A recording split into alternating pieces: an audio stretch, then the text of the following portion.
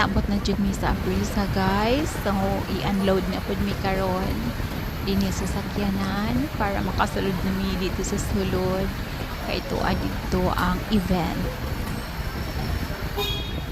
Unya na ami giatenan na competition akong kauban si Ate Edil.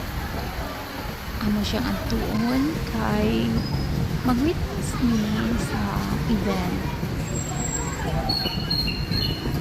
So ginaog pa ako mga kauban karon sa sakyanan. And after this, mga tumi sa sulod. Ako na po ang pinaka-last guys.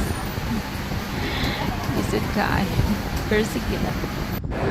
Yan na may karoon dito sa sulod guys. Namin sa mga videos nag-i-show sa nila. And then later,